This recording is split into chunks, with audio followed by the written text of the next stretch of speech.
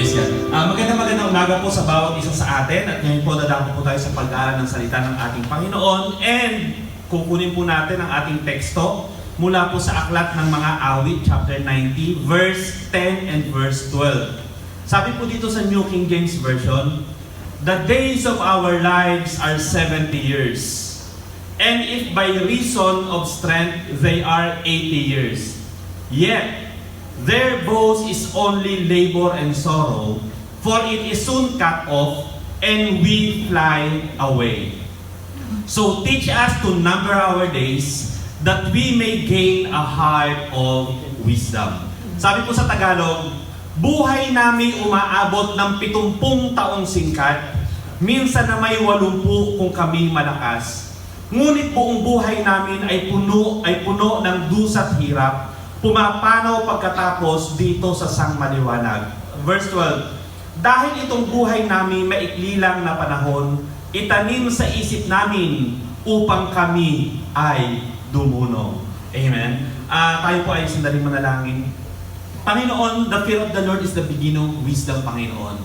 Dalangin po namin na sa umagang ito, bigyan po kami ng karunungan, bigyan mo po kami ng kaunawaan sa pag-aaral namin ng iyong salita, Panginoon. Sinabi po, Panginoon, ni Moises sa Psalm chapter 90, Lord God, to teach us to number our days so we may gain a heart of wisdom.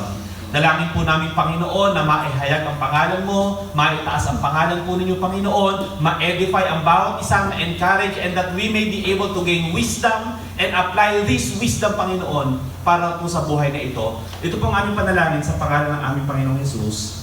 Amen. Amen and Amen. Praise the Lord. Sino po dito yung mahilig na nagbabasa ng Book of Psalms? Amen. Ayan. Ayan. Ano po yung mga famous na chapters sa Book of Psalms? Psalm 23. Ano ba? Sino sumulat ng Psalm 23? King David. Ayan. Kaya ko po sinasabi yun, mga kapatid, pag magbabasa po tayo ng Book of Psalms, tignan nyo muna kung sino yung author. Amen? Tignan nyo kung sino yung author para maintindihan nyo yung context nung book o nung awit na yon. Kasi hindi lang ho si King David ang sumulat ng buong Book of Psalms. Ang Psalm 21, ang Psalm 51, si King David din ang nagsulat noon during the time na magkasala siya kay Bathsheba. Kaya ang sabi na ni King David, "Restore unto me the joy of my salvation."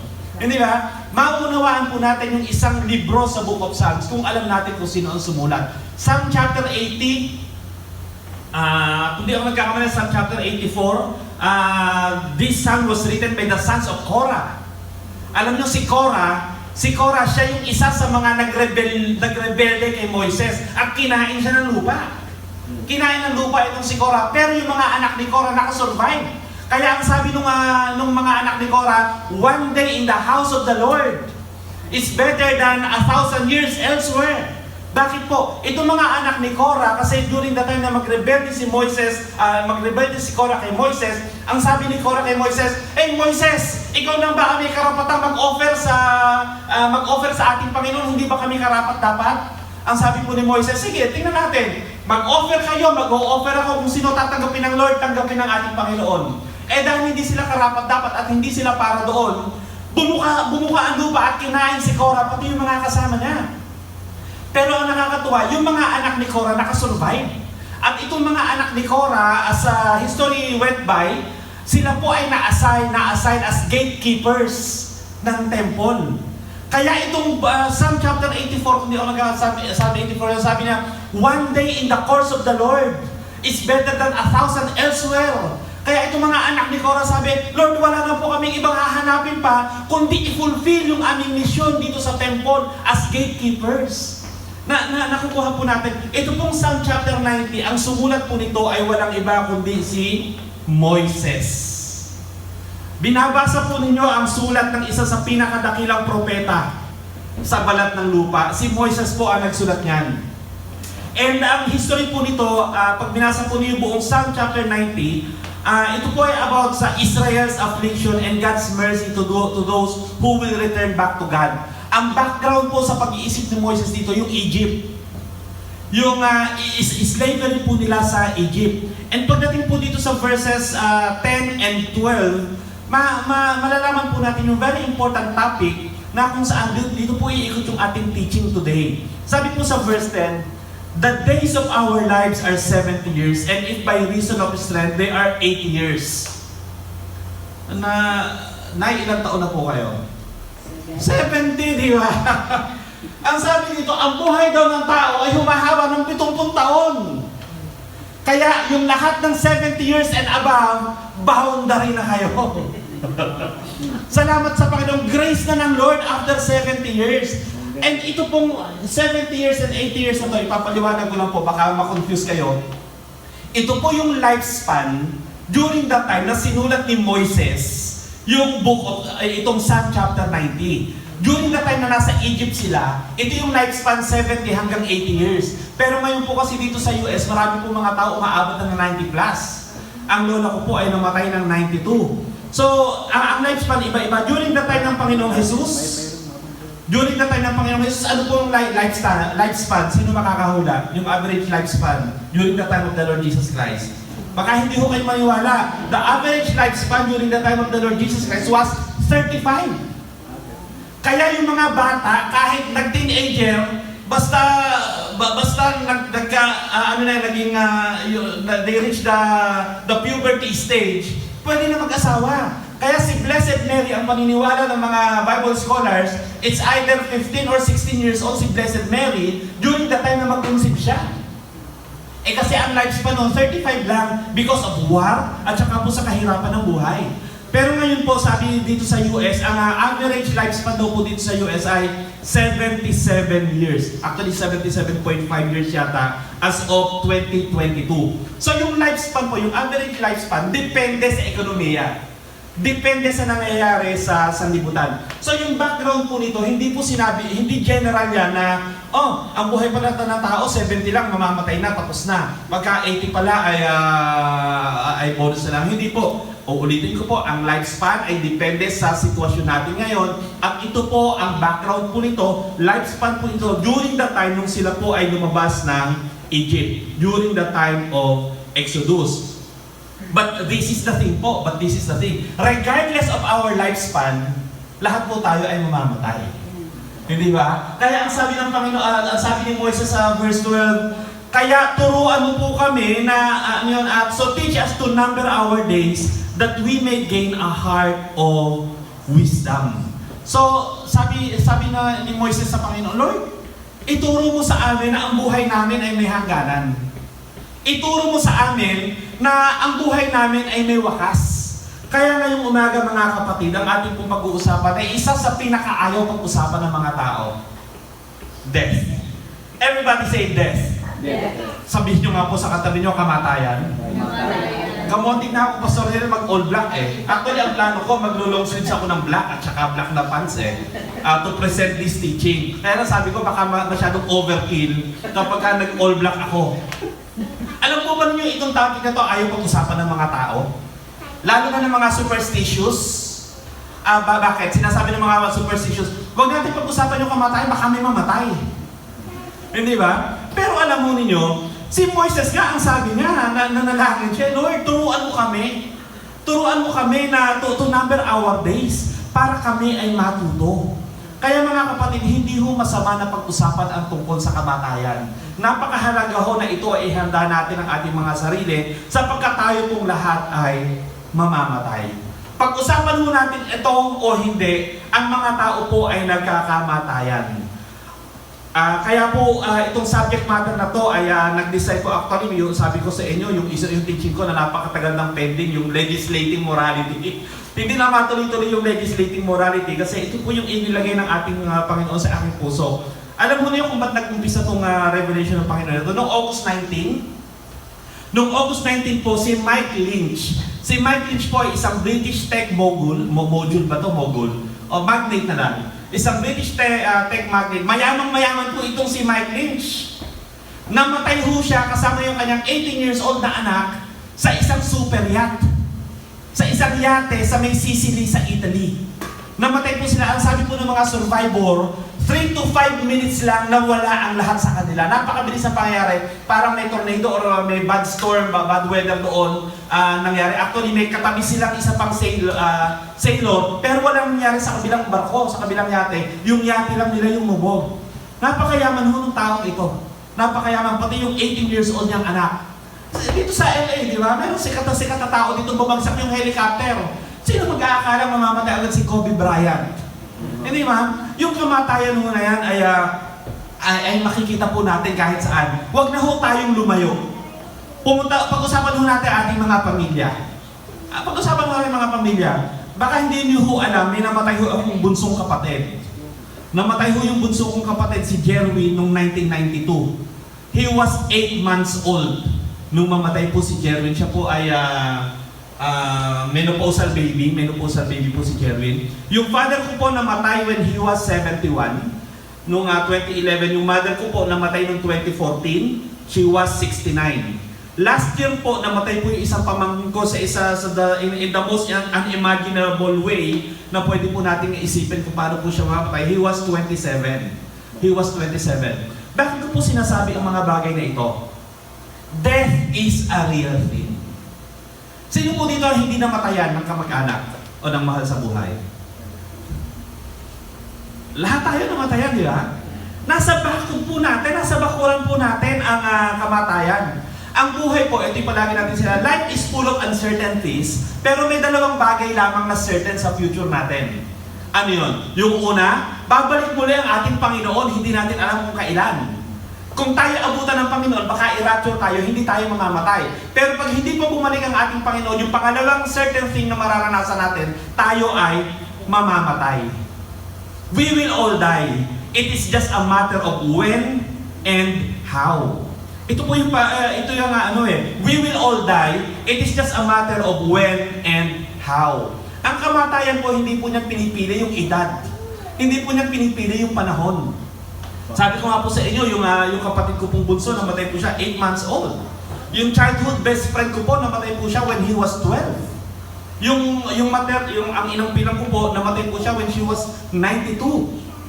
Yung isang uncle ko po, hindi ko matandaan yung itsura niya kasi hindi ko na siya inabutang buhay. Namatay po siya in his early 40s. Namatay siya sa cancer kasi nagtutubako po, nagsisigarilyo. So yung panahon, yung kailan tayo mamamatay, alam natin lahat na pwedeng dumating niya anytime. Tama. Hindi mo ba? Pero ang nakakatakot actually, the scary part is how. Yung when, walang problema sa akin eh. Yung how, nakakatakot. Yung kapitbahay namin, humingi ho ng sili, kumakain kami ng tanghalian. Humingi ng sili. Pag uwi ng bahay, na comatose after 2 weeks patay. After 2 weeks patay. Yung isa ko hong tiyuhin, yung asawa nung kapatid ng father ko, yung bayaw ng father ko, tumawid ho sa expressway sa Pilipinas. Laseng, patay. Nasagasaan. May isang worship leader sa JIL dati, kung hindi nyo alam to, sa JIL sa Arroyo. Nag-worship lead. Yung worship leader, bumagsak, patay.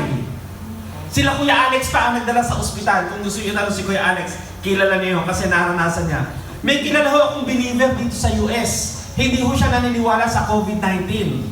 Bigla ko nabalitaan, patay na COVID. Na COVID. Yung elementary classmate ko, yung kabakada ko dating namimisikleta, hindi na ho nagising eh. In his early 20s, binangungot, hindi na po nagising. Ay, yung mga magulang ko, namatay ho sila sa medical condition. Yung tatay ko, na-hospital pa. So, nakapaghanda kami bago siya mamatay. Yung nanay ko, nagka-diabetes emergency. So, hindi kami nakapag-prepare. Inatake ngayon, kinabukasan, patay. Hindi ho natin masasabi ang mga panahon Panginoon, mga kapatid. Kaya po sa Luke chapter 12, sa Lucas chapter 12 po, sabi dito, ito po yung mayaman, may mayaman po, talinghaga ito, sabi dito. Pagkatapos, isinalaysay ni Jesus ang isang talinghaga, isang mayaman ang umani ng sagara sa kanyang bukirin. Maraming pera itong mayaman na ito, ano? Kaya sinabi niya sa kanyang sarili, ano ang gagawin ko ngayon? Wala na akong paglagyan ng aking ani. Parang yung mga tao sa TikTok, ano? Ang laki ng problema ko, hindi ko alam kung paano ko gagastusin yung pera ko. Sabi na, ganun yung yung mayaman na to. Sabi po ng sa verse 18, alam ko na. Ipagigiba ko ang aking mga kamalig at magpapatay ako ng mas malaki. Doon ko ilalagay ang aking ani at ibang ari-arian. Verse 19, pagkatapos ay sasabihin ko sa aking sarili, marami ka nang naipon para sa maraming mahabang panahon. Kaya't magpahinga ka na lamang, kumain, uminom, at magpakasaya. Sa verse 20 sabi doon, ngunit sinabi sa kanya ng Diyos, hangal, sa gabi rin ito'y babawian ka ng buhay. Kanino ngayon mapupunta ang mga inilaan mo para sa iyong sarili? Mga kapatid, hindi ho natin alam kung kailan tayo mamamatay. Hindi ho ba? And death is a real thing. Nasa bakuran ho natin. Marami ho tayong mga mahal sa buhay na nangyari ito at marami ho mga kamag-anak tayo namatay. Another thing po, death is a great equalizer. Everybody say equalizer. Equalizer. Ayan. Kung nauutan ho kayo, huwag nyo nang bagitin. Jeremiah chapter 16 verse 6, sabi po dito, both the great and the small shall die in this land. Pag dumating po ang sakuna, pag dumating ang famine, pag dumating po ang digmaan, mayaman ka man o mahirap, mamamatay at mamamatay ka rin. When death comes, regardless of your possession o pati yung utang mo, kung magkano yung utang mo, mamamatay ka, mamamatay tayo. Regardless of our social and financial status. Meron mo ba kayong naisip o kakilalang tao na hindi namatay dahil napakayaman niya? Nabili niya yung kanyang kalusugan, nabili niya yung fountain of youth? Wala eh. Wala akong tao kahit gaano kayaman. Si Steve Jobs, bilyonaryo, 56 years old namatay. Si Kobe Bryant, sikat na sikat, namatay. Yung mga paraon, alam mo ba niyo kaya yung mga pyramid ay ginawa? To perpetuate yung mga pangalan nila. Kasi nag-aakala sila na ayoko mamatay. Kailangan ma-perpetuate yung pangalan ko. Kaya sila gumawa ng mga pyramid para makilala at matandaan yung kanilang mga pangalan. Mga kapatid, kahit ano mo ang estado natin sa buhay, darating at darating po ang kamatayan sa atin. Amen? Another po, death is a lonely end. Everybody say, lonely. Lonely. Yan. I'm Mr. Lonely. Sabi mo dito, we will die with... Bakit siya lonely end? Because we will die with a lot of regrets to everything that we will leave behind. Mamamatay... alam mo ba na may mga tao mamamatay na lang? Sayang naman yung mga pinagpaguran ko ng 50 taon, saan na mapupunta yung kayamanan ko? Sayang naman yung napakalaking bahay ko, sino na ang titira doon? O kaya yung iba, yung iba sasabihin, sayang naman, hindi ko nagawa yung mga dapat kong gawin. Ngayon mamamatay na ako, ngayon ko nare-realize yung mga dapat kong gawin. Ano na mangyayari sa pamilya ko, sa mga mahal ko sa buhay, sa mga anak ko, sa asawa ko? Ano mangyayari sa mortgage ko? Sino magbabayad ng mortgage ko? Saan titira ang saan titira ang mga anak ko? Ang mga anak ba makaka-finish na makakatapos ba sila ng college? Ito yung nakakalungkot, sabi ng iba, Lord, sayang hindi ako nakapaglingkod sa iyo nung malakas pa ako. Ngayon mamamatay ka na, tsaka mo sabi, Lord, buhay mo ako, maglilingkod ako sa iyo, Panginoon. Samantalang na napakalakas mo, hindi mo man na maisip ang ating Panginoon. Alam nyo yung isang estudyante ko sa Facebook, alam ko, nakwento ko na to. Nalungkot ako, namatay yung father niya. Nasa ibang bansa siya. Namatay yung father niya. Alam mo, sabi niyo sa post niya, ako ay nagsisisi, tatay. Sana nakauwi ako para nagkasundo tayo bago ka mamatay. Masyadong broken-hearted ako nung mabasa ko yung ba't mo inantay mamatay yung tatay mo bago ka mag-sorry?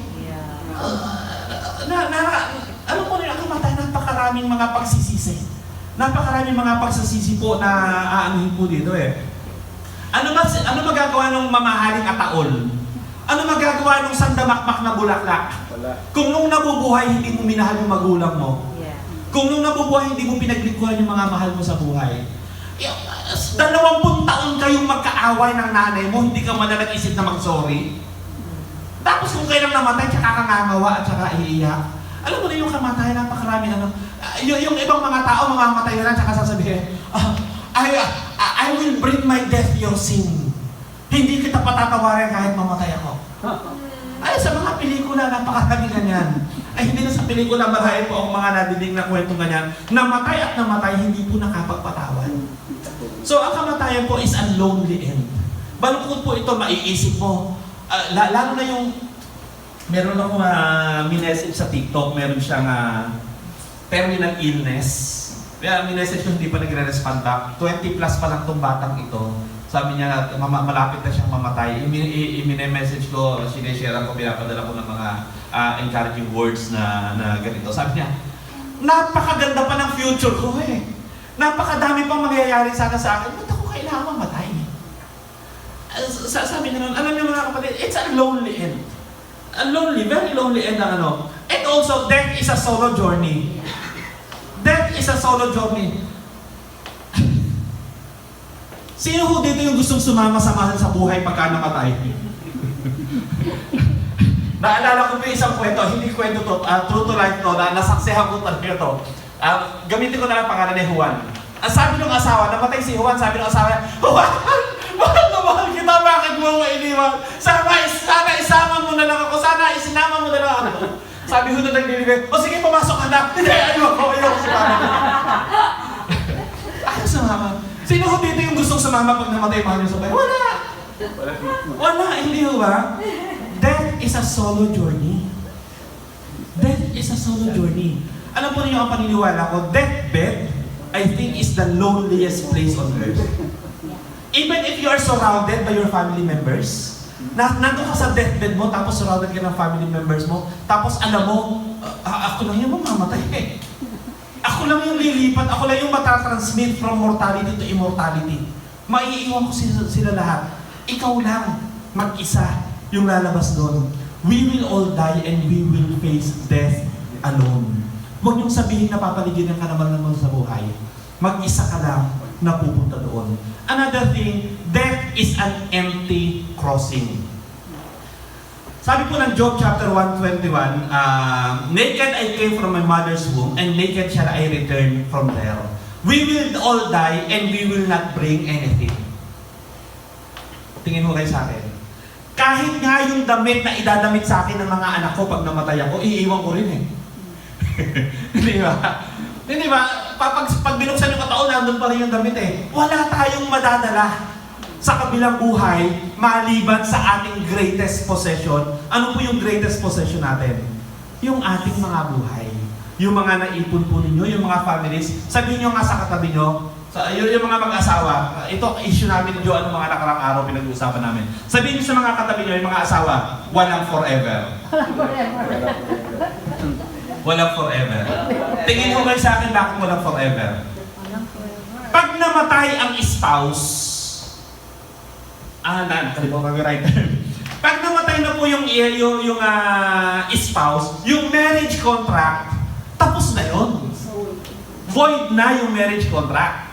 Ang sabi ng Panginoong Jesus, eto, huwag kayong magugulat, ang sabi ng Panginoong Jesus, sa kabilang buhay, wala nang pag-aasawa. Ang mga tao, kayo ay parang mga anghel, hindi na kayo mag-aasawa. Kaya mga kapatid, tingnan niyo yung mga asawa niyo. Asawa niyo na hanggang nandito lang kayo sa lupa. Wala hong forever mga kapatid. For life lang ang meron.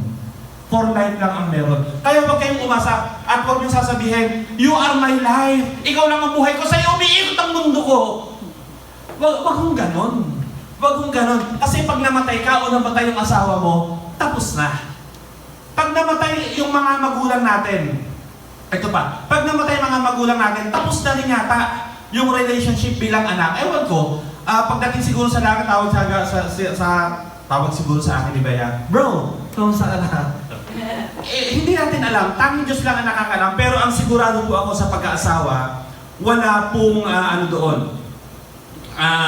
Hindi po natin madadala yung relationship na iyon. And another thing po, death is the end of our earthly affairs.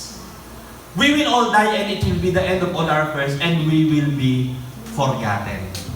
Naniniwala ho ba kayo? Alam nyo ba makakalimutan kayo pagdating ng panahon? Alam mo niyo si Joseph the Dreamer? Si Joseph the Dreamer sa Egypt during Exodus, ang sabi doon, dumating yung time na yung mga tao hindi na nila kilala kung sino si Joseph the Dreamer.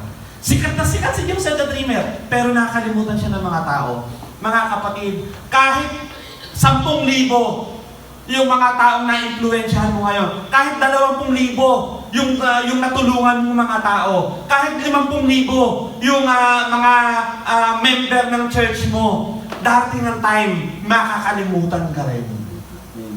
Kaya po mga kapatid, ang kamatayan, pag namatay po tayo, tapos na. That's the end of it.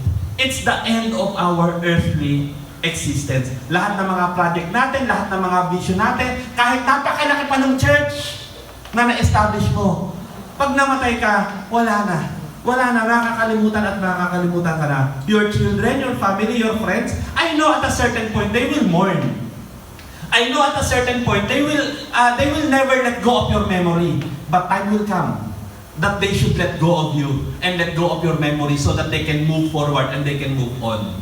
When we die, it will be the end of our earthly existence and then we will be forgotten.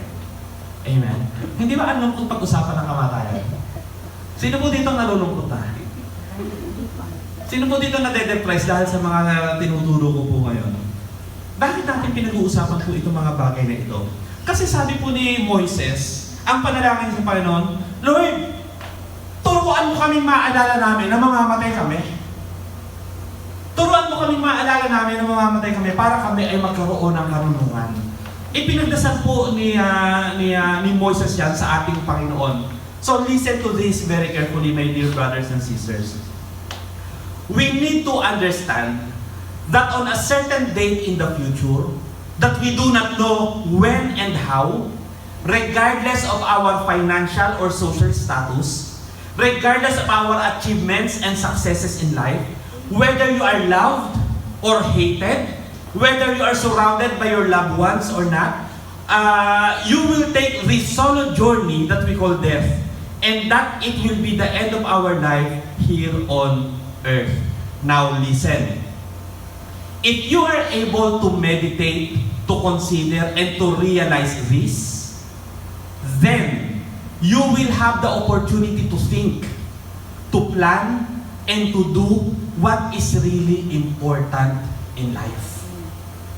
Knowing what is important in this life will cause you to make the right decisions and to take the necessary actions so that you can make the most out of this short life that we have. Kaya ang sabi ni Moises, Lord, para tumalino kami, para malaman natin kung ano ang aming mga gagawin. Sabihin po natin, sabihin na natin, let us say, we will all live for 80 years. Alam mo ba ninyo yung 80 years ay napaka-iksing panahon? Alam mo ba ninyo ang isang airport, mga 5 to 10 years gagawin? Tingnan nyo ha, isang airport, 5 to 10 years gagawin. Yung Freeway 57 nga, 5 taon na nga kung sa Amerika, 5 taon nang ginagawa eh. Hindi matapos-tapos. Napaka-iksi ho ng 8 years, napaka-kukunti ng kaya natin gawin ng 8 years. Kaya po pagka yung 8 years na binigay sa atin ng Panginoon, sasayangin lamang natin, uubusin natin sa mga bagay na hindi importante, sa mga bagay na hindi mahalaga, sa mga bagay na hindi po dapat i-prioritize, masasayang po ang ating mga buhay. Mga kapatid, wag ho natin ubusin yung buhay natin sa galit. Wag ho natin ubusin yung buhay natin sa inggit.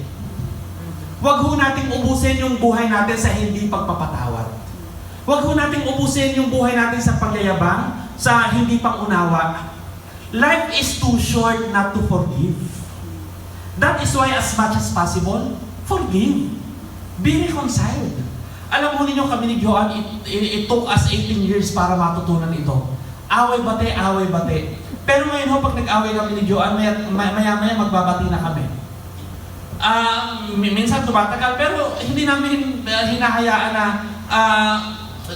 dumaan po yung mahabang panahon na hindi kami magbabati. Kasi napag-usapan namin to, sayang ang buhay.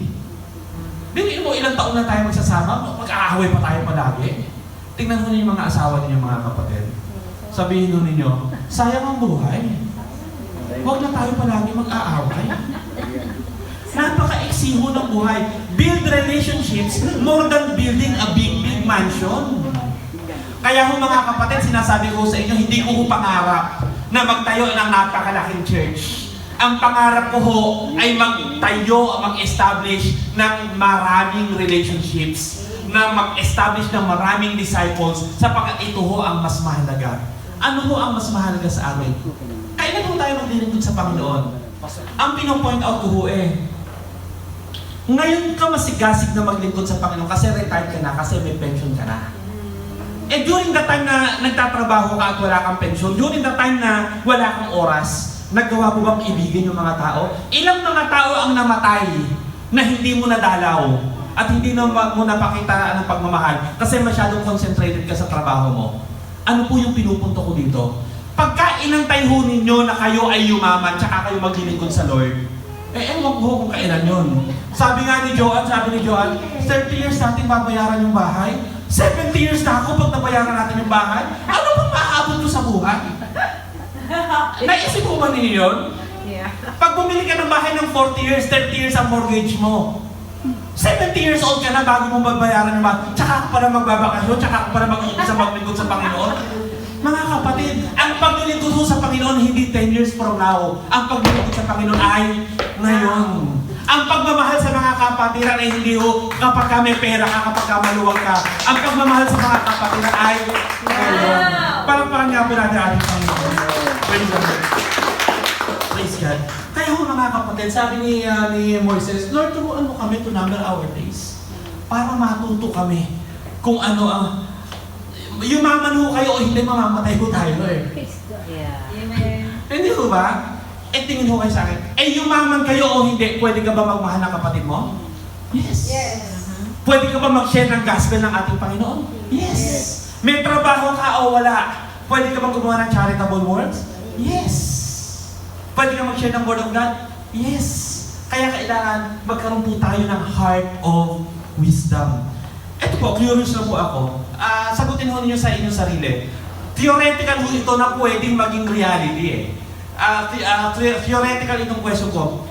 If you are given until 5 p.m. today to live, kung bibigyan kayo ng Diyos ng hanggang alas 5 lang ng hapon ngayong araw na ito na mabubuhay, mamaya alas 5 mamamatay na tayo, bigyan ko kayo 1 minuto, ano yung gagawin ninyo ngayon?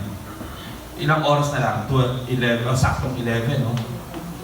11, 12, 1, 2, 3, 4, 5. Oh my God. 7 hours? Tama?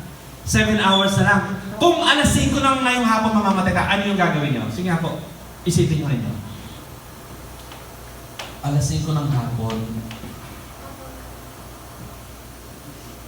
Tawagan mo na yung mga kaano mo, tawag ito yung mga kagalit mo. Oo, kasi na. Tawagan mo lahat ng mahal mo sa buhay, di ba? Tawagan mo na lahat ng mga mahal mo sa buhay. Sabihin mo, I love you. Mahal ko po kayo. Patawarin niyo po ako sa mga kasalanan ko. Hindi ba? Tapos sasabihin mo sa Panginoon, Lord, bigyan mo pa ako ng konting panahon na makapaglingkod sa iyo. Etc. Etc. What if 11:05 mamamatay tayo? Hindi mo natin alam mga kapatid. May pastor ako nakita, nakunan mo ng video, live, nagpipreach na matay, inatake sa buwan, patay. Hindi ko natin alam, hindi natin masasabi kung kailan na tayo mamamatay. Ngayon, ito yung sinasabi ni Moises na heart of wisdom. Huwag ho nating antayin na umabot yung alas 5 ng hapon bago natin gawin yung mga bagay na yun na iniisip po ninyo kanina. Yung mga bagay na iniisip ninyo gagawin pag kayo mamamatay, pwede ho natin gawin ngayon na tayo ay malakas na. Ang opportunity po, ang pagkakataon bukas ay maybe too late. Kaya ngayon po ang dapat natin gawin ang mga bagay na ito. Hallelujah. Praise the Lord. This is not to scare you or to open yourself to any depression or something like that. Because if you know that you are living your best each day of your life, you will never have regrets.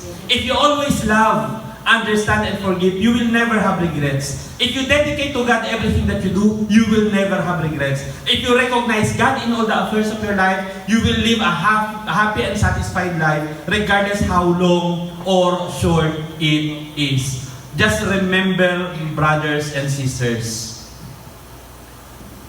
sa oras na dumating po yung ating kamatayan, dalangin ko po na wala tayong pagsisisihan sa buhay.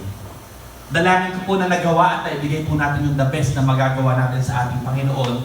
At ito nga po yung ating dapat po ilagay sa ating mga puso at isipan. Yung conclusion po natin dito sa Matthew chapter 16, sabi po dito, Then Jesus said to His disciples, If anyone desires to come after me, let him deny himself and take up his cross and follow me. For whoever desires to save his life will lose it, but whoever loses his life for my sake will find it. For what profit is it to a man if he gains the whole world and loses his own soul? Or what will a man give in exchange for his soul? brothers and sisters, when we surrendered our life to the Lord Jesus Christ, when we made the Lord Jesus Christ as our Savior, our Master, our Lord, ang buhay ho natin ito, hindi na ho natin pag-aari. Ang may-ari ho ng buhay natin ito, ang ating Panginoong Hesukristo. And those who will lose this life for His name's sake, they will find it. Ano po ibig sabihin nun? Sasabihin niyo sa akin. Napaka-ano yan, Joey, napaka-harsh. Wala na ba akong panahon para sa sarili ko?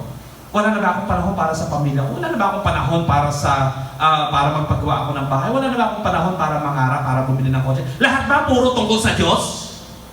Kasi sabi dito, let him deny, kung gusto mo maging disipulo ni Jesus, let him deny himself, take up his cross, and follow me.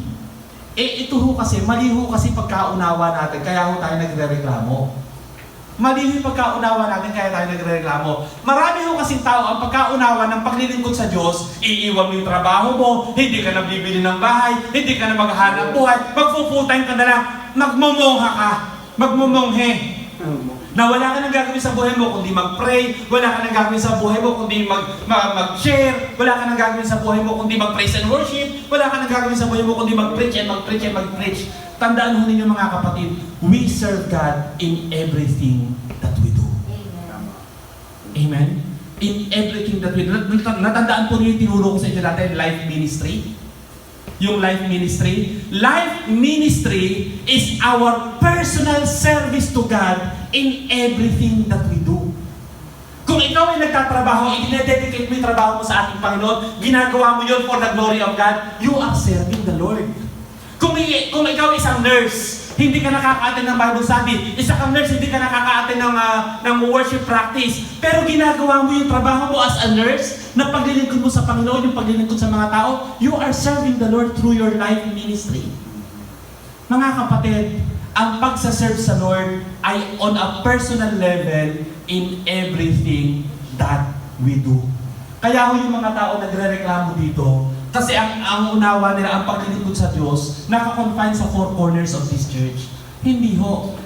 True service is when you get out of that door. Kaya ho tayo narito para ho tayo magpalakasan, para ho tayo mag-fellowship, para sama-sama lang ho tayo sumamba sa ating Panginoon. Hindi ho ito ang paglilingkod sa Diyos. Ito ho yung preparation ng paglilingkod sa Diyos. Ang totoong paglilingkod sa Diyos, pag lumabas ka sa pintuang yan at glorify mo ang Lord, i-dedicate mo sa Lord ang lahat ng iyong ginagawa. Huwag ho natin antayin yung bukas, tsaka natin i-dedicate sa Lord ang lahat ng ating ginagawa. Gawin ho natin ngayon. Amen? Actually, idinagdag ko lang po itong last na to kanina dahil may oras pa ako. Sabi ko, kung may time pa ako, may 2 minutes pa ako. Sabi po ng 1 Corinthians 15:55-57, "Oh death, where is your sting? Oh Hades, where is your victory? The sting of death is sin, and the strength of sin is the law. But thanks be to God who gives us the victory through our Lord Jesus Christ." Mga kapatid, mamamatay ho tayo lahat. Pero si Jesus Christ namatay sa krus ng Kalbaryo para tayo ay mabuhay na maguli. Amen? Kung hindi nabuhay na maguli si Jesus Christ, hindi mabubuhay maguli ang lahat ng mga tao na namatay according to 1 Corinthians chapter 15. But because Jesus Christ resurrected from the dead, even if we die, we know and we believe that we will rise up again and enjoy the presence of God.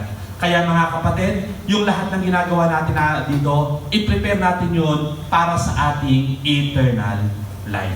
Amen? Tayo po lahat ay nananangin. Ang